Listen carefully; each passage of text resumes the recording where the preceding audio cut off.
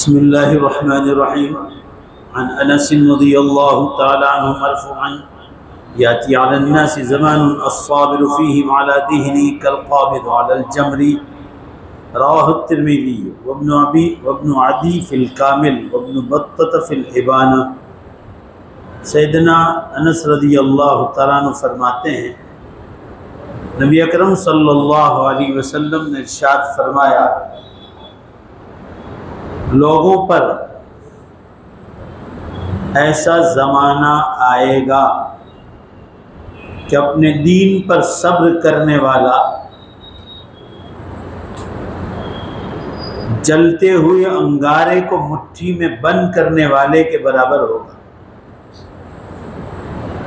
क्या हदीस आ रही, ध्यान से सुनिए।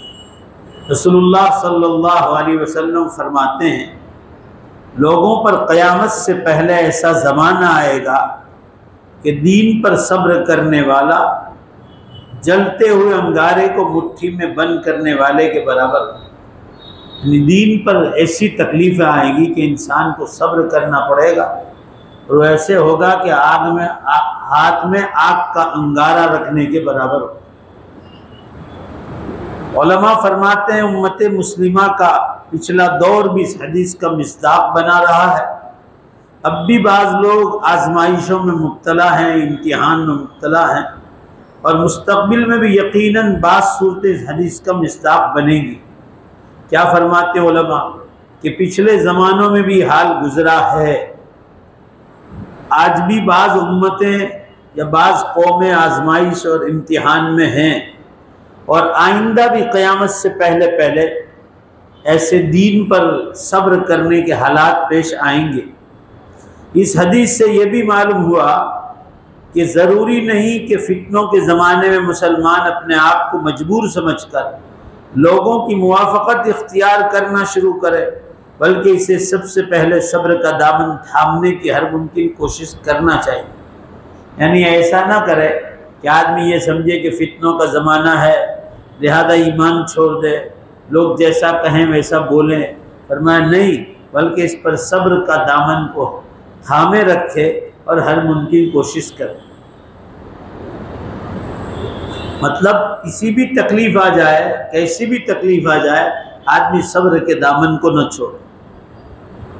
आगे की हदीस आ रही है, अन मैमूनत रज़ियल्लाहु तआला अन्हा क़ाल रसूलुल्लाह सल्लल्लाहु अलैहि वसल्लम ज़ात यौम कैफ़ अंतुम इज़ा मरजद्दीन व सुफ़िकद दम व ज़हरतिज़ ज़ीनत। ध्यान दीजिए, व शुर्रिफ़ल बुनियान व ज़हरतिर रग़बत व इख़्तलफ़ल इख़वान व हुर्रिक़ल बैतुल अतीक़। ये अजीब व गरीब हदीस। सैयदा मैमूना रज़ियल्लाहु तआला फरमाती हैं, रसूलुल्लाह सल्लल्लाहु अलैहि वसल्लम एक दिन फरमाने लगे, जब दीन में बिगाड़ पैदा हो जाएगी, जैसे आजकल उम्मत मुस्लिमा जो दीन पर है वो 5% है, खून रेजी आम हो जाएगी। खून रेजी यानी लोगों को कत्ल क़िताल करना आम हो जाए, औरतों में बनाव सिंगार आम हो जाएगा। एक दूसरा माना, दिखलावा आम हो जाएगा। अल्लाह को राजी करने के लोग नहीं करेंगे, बल्कि लोगों को ज्यादातर दिखलाएंगे ताकि लोग वाह वाह करें। 3, बड़ी बड़ी इमारतें तामीर की जाएंगी। देखो तो सही, आज मैं हाईवे जाम था बिल्कुल कामरेज से पहले से, तो मैं वाया कठोर होके आया। ये जो नई आबादियां हैं, ये सूरत तापी के ऊपर वराछा रोड से लेफ्ट साइड जो इमारत, ऐसी इमारतें बनी, इतनी खूबसूरत कि आपको लगेगा कि ये वाकई क़यामत की निशानियां हैं।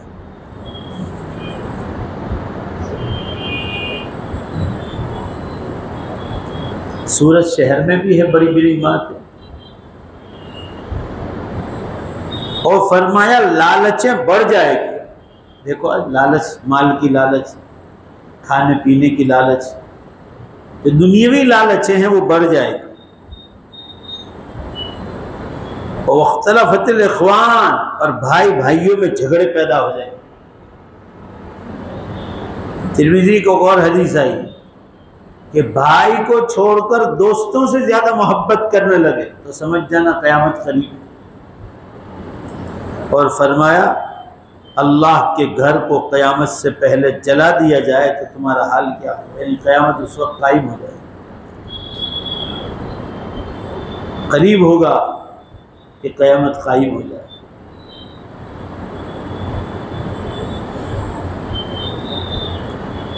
इस दौर में कत्ल गारत गिरी की ज्यादती, ज़ैब व ज़ीनत के ज़हूर, बड़ी बड़ी इमारतों के सिलसिले पर निगाह डाली जाए तो ये हदीस आप सल्लल्लाहु अलैहि वसल्लम के इल्म में मौजिज़ा नज़र आती कि आपने जो फरमाया था वो सच फरमाया। इमारतों, लिबास और कपड़े, तिजारती मरकज़, नौजवानों की कमीज़ों और मर्द औरतों के जूतों पर सजावट और आजमाइश के अजीब व गरीब डिज़ाइन नज़र आ रहा है। अल्लाह ताला इस हस्ती पुर नूर जनाब मोहम्मद रसूलुल्लाह सल्लल्लाहु अलैहि वसल्लम पर दुरूद सलाम नाजिल फरमाए, जिनका ये वस्फ कुरान में बयान किया गया है कि वो अपनी लालच से कभी बयान नहीं करते, इन हुवा इल्ला वह्युन यूहा, वो वही है जो अल्लाह की तरफ से उनको भेजी गई, वही बतलाते। यानी जो क़यामत की निशानियाँ आप सल्लल्लाहु अलैहि वसल्लम बतला रहे हैं ये अल्लाह ताला ने आपको वही के जरिए बतला दी थी।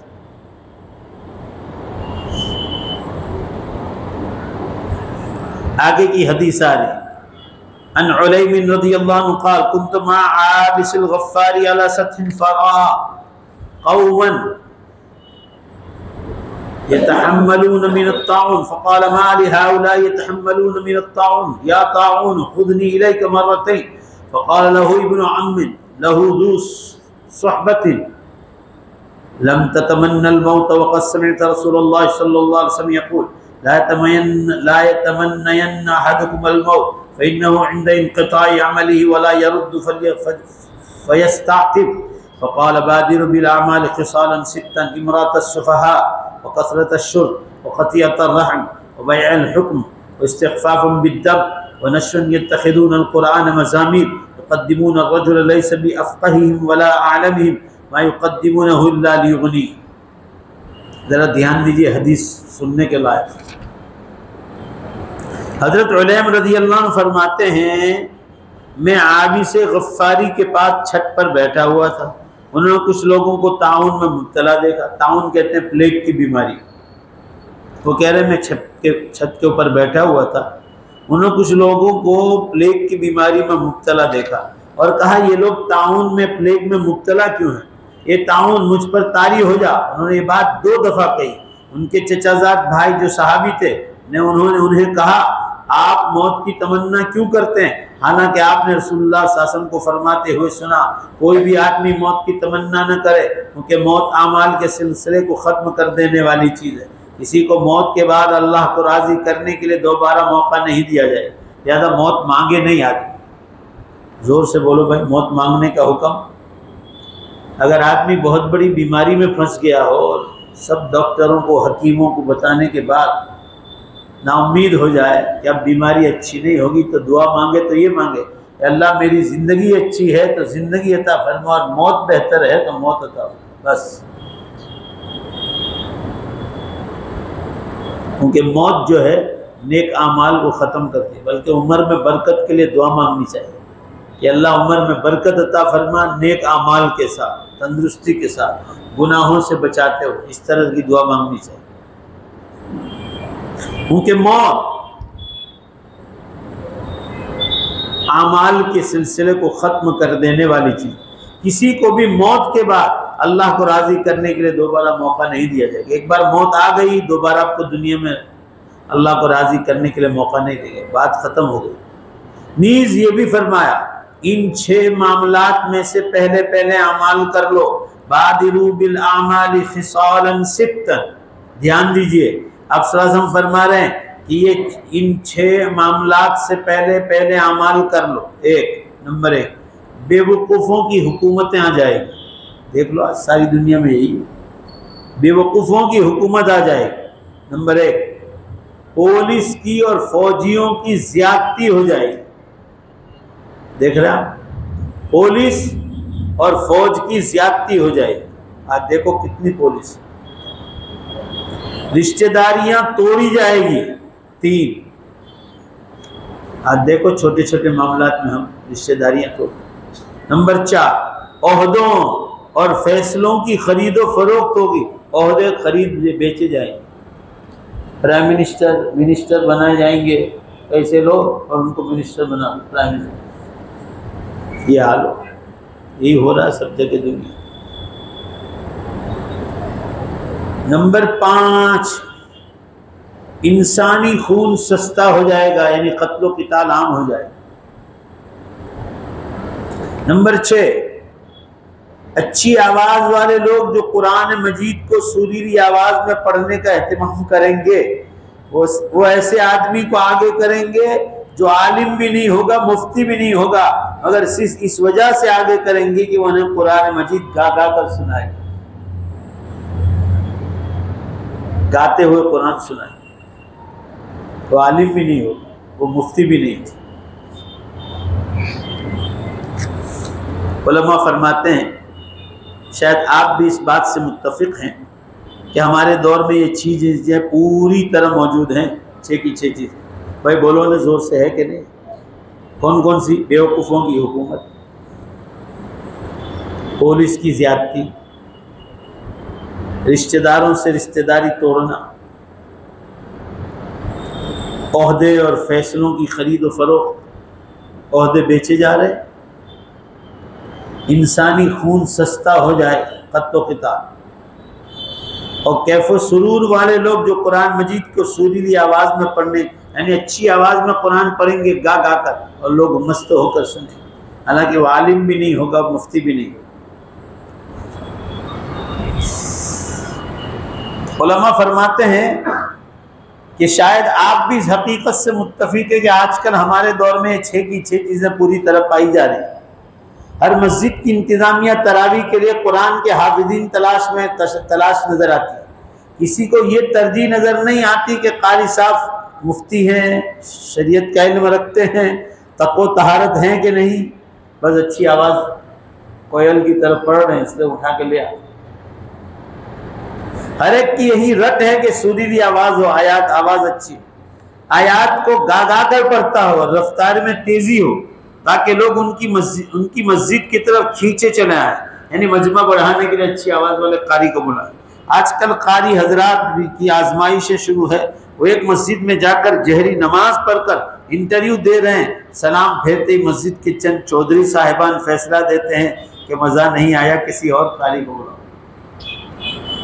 देखा, ये सब हो रहा है। आखिर क्या वजह है कि आप सल्लल्लाहु अलैहि वसल्लम ने तिलावत कुरान में हुस्न पैदा करने का हुक्म दिया कि कुरान की तिलावत करते वक्त खूबसूरती पैदा करो।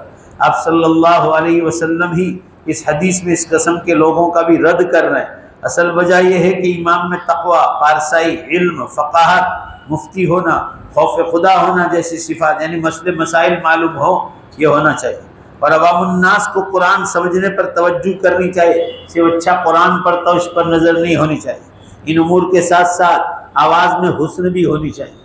आगे की हदीस आ रही, नबी हुरैरा रज़ियल्लाहु अन्हु नबी सल्लल्लाहु अलैहि वसल्लम अन्नहु क़ाल बादिरु बिल आमालि सित्तन तुलउ शम्स मिन मग़रिबिहा वद्दज्जाल वद्दुखान वदाब्बतल अर्दि वख़ुवैसत अहदिकुम व अमरल आम्मति।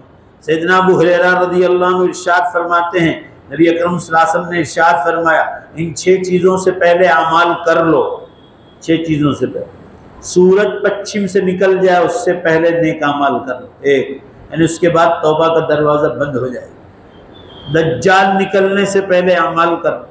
अभी उलमा की 20 किताबें मार्केट में आ गई छपकर अरबी और उर्दू में, कि दज्जाल 2-3 साल में निकलने की पूरी उम्मीद है। पाकिस्तान में बहुत बड़े मुफ्ती अबू लुबाबा, उनको वो तो अपनी किताब में लिख रहे हैं कि 24-25 का साल शायद यही का हो सकता है। इतने फितने बढ़ गए दुनिया। दज्जाल आया तो इमाम मेहदी का ज़ुहूर हो जाएगा और हज़रत ईसा अलैहिस्सलाम आसमानों से उतर आएंगे, और उसके बाद सूरज पश्चिम से निकलेगा और तौबा का दरवाज़ा बोलो बंद हो जाएगा। नंबर 3, धुआं निकलने से पहले पहले अमाल कर लो। धुआं निकल गया, मैं बरसों से आपको कहता हूँ कि 2010 में आइसलैंड में जो धुआं निकला था 10 दिन के लिए, 14 अप्रैल से 24 अप्रैल 2010, इतना बड़ा धुआं का कि पूरा यूरोप, अमेरिका का एक बड़ा हिस्सा और पूरा फ्रांस उसकी पकड़ में, टोटल सब बंद हो गया। एयरपोर्ट, ट्रांसपोर्ट, रेलवे, सब टोटल बंद। पार्लियामेंट नहीं खुली 10 दिन। दुनिया भर के एयरपोर्ट बंद हो गए। इतना बड़ा धुआं निकला और ये उम्मत मुस्लिमा गफलत में सो रही है। बड़ी निशानियां शुरू हो गई। मैं 15 बरस से कह रहा हूँ कि बड़ी निशानियां शुरू हो गई। देखो, मैं ज़लज़लों की खबरें कितने बरस से कह रहा हूँ, 2007 से। अभी दिल्ली में आया था, हरियाणा, पंजाब, उत्तराखंड, कश्मीर, सब जगह। उसके बाद तुर्की में आया। इससे पहले इंडोनेशिया में आया था, 200 आदमी मर गए। इससे पहले अफगानिस्तान में आया था, 2000 आदमी मर गए थे। आज के पेपर में है कि तुर्की और सीरिया में से 33,000 लाशें निकली। मैं और आप वहाँ होते तो उसी जगह पर हमें भी मौत आ जाती। अल्लाह हमारी सबकी हिफाजत फरमाए। आपके सूरत में परसों आया रात को 1 बजे, आपने महसूस किया? अभी एक बहन इलाज के लिए आई थी, वो कहती कि हमारा पूरा टेबल खट खट खट खट खट करके हिलने लगा और 2 बार झटके आए, 1 बजे भी और उसके बाद, और 3.7 का था। और यहाँ से डुम्मस से 27 किलोमीटर उसका बिंदु है, मेन बिंदु जहाँ से जलजला उठा। समंदरों से उठ रहे हैं। वेस्ट इंडीज़ जाता हूँ मैं, वहाँ मेरे दोस्त रहते मौलाना अशरफ साहब, उनका फ़ोन आया था कि मौलाना हम लोग दरिया के किनारे पर हैं वेस्ट इंडीज़ में। कह रहे इतने डेंजर ज़लज़ले होते हैं दरिया में, इतने डेंजर कि हम लोग डर के मारे भागम भाग करते, इतना खतरनाक आवाज़ों के साथ आते। और ये उम्मत की गफलत देखो, क़यामत को दूर देख रहे।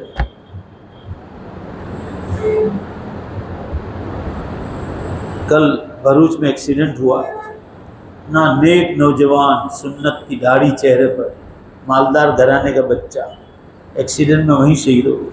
मौत का ज़ोर से जवाब दो भाई, मौत का कोई भरोसा है? जवान लड़का। अल्लाह ताला उनके घर वालों को सब्र जमील अता फरमाए और मरहूम को शहीद का दर्जा अता फरमाए। तुर्की, लिबनान, सीरिया में जो लोग शहीद हो गए, ज़ोर से आमीन कहो। अल्लाह इन सबको बड़ी शहादत का दर्जा अता फरमाए। जिनका लूट लिया गया, घर के लोग चले गए, माल असबाब चले गए, मकान चले गए। 7,000 बिल्डिंगें ख़त्म हो गई। 700 नहीं कह रहा हूँ, ज़रा ज़ोर से बोलो ना, कितनी? 7,000 बिल्डिंगें ख़त्म हो गई।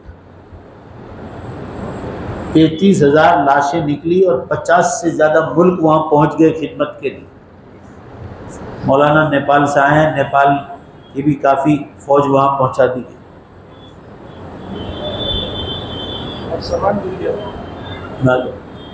सामान तो हर आदमी भेजता है, सामान भी गया है नेपाल से। बेहिसाब ज़लज़ले हो रहे और ये उम्मत गफलत में सो रही। तो दज्जाल निकलेगा, धुआं तो निकल गया, ज़मीन से जानवर निकलेगा जो क़यामत का ऐलान करेगा, ये भी बाकी है। हदीस में आता है कि जब बड़ी निशानियां शुरू होगी तो धमाधम चालू हो जाएगी, उसके बाद क़यामत खड़ी हो जाएगी। हदीस के अल्फाज हैं, ज़रा ध्यान से सुनो। फरमाया जब बड़ी निशानियां शुरू हो जाएगी, उसके बाद जब शुरू हो जाएगी तो फरमाया जैसे तस्बीह का डोरा टूटता है, धागा, तो दाने कैसे एक के बाद एक नीचे चले आते, इस तरह बड़ी निशानियां धमाधम खत्म हो जाएगी। मैं जब ज़लज़लों पर बोलना शुरू किया था उस वक्त 10 होते थे रोज़ाना। उस दिन मैंने आपको बताए थे 170 के करीब, रोज़ाना 200 के करीब हो रहे। और ये उम्मत सो रही है। सो भाई सो, जो सोएगा वो मिट जाएगा और जो जागेगा वो कुछ करके जाएगा। हमारा काम तो उम्मत को जगाना है कि सोई उम्मत जाग जाए। क़यामत से पहले पहले एक निशानी ये भी है कि ज़मीन से जानवर निकलेगा और क़यामत का ऐलान करेगा।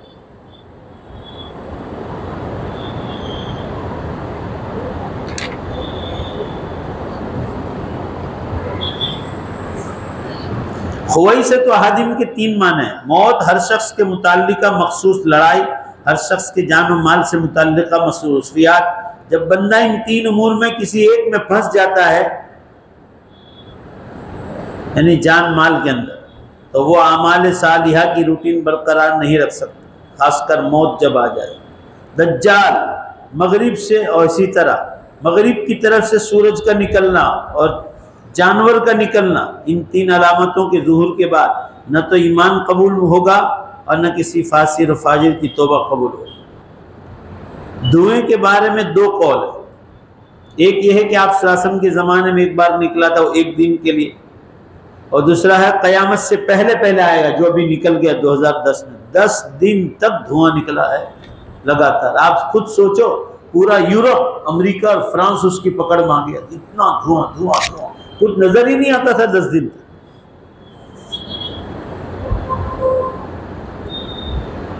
आखिरी हदीस देख लो, आज जरा सफर में जाना। सैयदना अबू हुरैरा रज़ियल्लाहु अन्हु इरशाद फरमाए, रसूलुल्लाह सल्लल्लाहु अलैहि वसल्लम ने फरमाया, अंधेरी रात की तरह छा जाने वाले फितनों से पहले पहले अमल कर लो।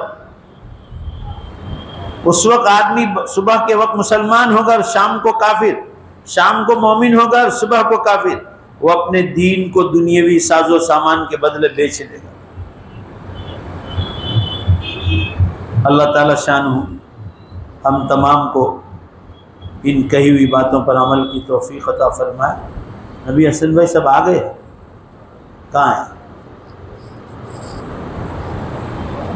चलिए दुरूद शरीफ। और आज का चंदा जो है बिहार के मौलाना है, मौलाना अब्दुल खालिक साहब। मौलाना आप ज़रा चले जाइए वहाँ, उनके लिए नेकी करवा।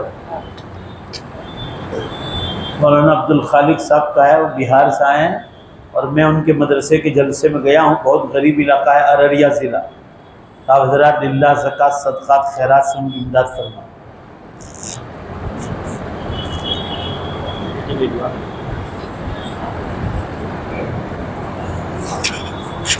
बिस्मिल्लाहिर्रहमानिर्रहीम, अल्हम्दुलिल्लाहि रब्बिल आलमीन वल आक़िबतुल मुत्तक़ीन वस्सलातु वस्सलामु अला खैरि ख़ल्क़ि मुहम्मदिन व आलिहि व अस्हाबिहि अजमईन। रब्बना आतिना फ़िद दुनिया हसना व फ़िल आख़िरति हसनह व क़िना अज़ाबन नार। ए अल्लाह, अपने फ़ज़ल व करम से हमारे सब के गुनाहों की बख्शिश फरमा, हमें लंबी उम्र अता फरमा, नेक अमाल के साथ, तंदुरुस्ती के साथ, गुनाहों से बचाते हुए, तेरे दीन का काम कराते हुए। और मौला, जब दुनिया से जाने का वक्त आ जाए, हम सब का ख़ातिमा ईमान पर फरमा। ए अल्लाह, ईमान पर मौत की भीख मांगते हैं। ए अल्लाह, ईमान पर मौत अता फरमा। ए अल्लाह, क़यामत बहुत करीब है और उम्मत गफलत में सुस्ती में दूर समझ रही है। इस उम्मत को जागने की तौफीक अता फरमा। अल्लाह, आखिरी ज़माना है, उम्मत को जागने की तौफीक अता फरमा। हमारे सब के यहाँ जमा होने को कबूल फरमा। ए अल्लाह, हम बहुत मज़लूम हैं, हमारी गैब से नुसरत और मदद फरमा। अल्लाह, तुर्की, लबनान और सीरिया में जो लोग शहीद हो गए ईमान वाले, उन सब को शहादत उज़्मा नसीब फरमा। ये आपकी तरफ से कुदरत का ऐलान है, तो अल्लाह उन्हें शहादत उज़्मा हर हाल में नसीब फरमा। या किसी यहूदी साजिश से हुआ है, तो अल्लाह इन जालिमों से तू निमट ले। हम करेंगे तो कुछ नहीं होगा और होगा तो अधूरा होगा। ए अल्लाह, तो अपने फजल व करम से इन मरने वालों को शहादत का उज़्मा का दर्जा अता फरमा। इनके घर वालों को सब्र जमील अता फरमा। जिनका घर बार, माल व दौलत और घर के अफराद चले गए, लूट लिए गए, अल्लाह उन सबको सब्र जमील और उस पर अजर जज़ील अता फरमा। उनके दिलों पर क्या गुजरती मौला, वो तो वही जान सकते हैं। अल्लाह, बर्फ़बारी को ख़त्म फरमा दे, सर्दी को वहाँ से ख़त्म फरमा दे, लोगों के लिए काम करना आसान हो जाए, ऐसी मदद नाजिल फरमा। हम सब की बीमारों को शिफा अता फरमा। हमारे असलम भाई के बेटे को मुकम्मल शिफा अता फरमा। और भी जितने लोग बीमार हैं, सबको शिफाए कामिला आजिला दाइमा मुस्तमिर अता फरमा। उम्मत के जो लोग परेशान हाल है, उनकी परेशानियों को दूर फरमा। अल्लाह, इन मदारिस की गैब से नुसरत और मदद फरमा। जो लोग तुर्की और वगैरह खिदमत के लिए जा रहे हैं और गए, अल्लाह उनको सबको बेहतरीन बदला अता फरमा। हम सबको भी इस काम में हिस्से की तौफीक अता फरमा। हमारी दुआओं को अपने फजलो करम से कबूल फरमा।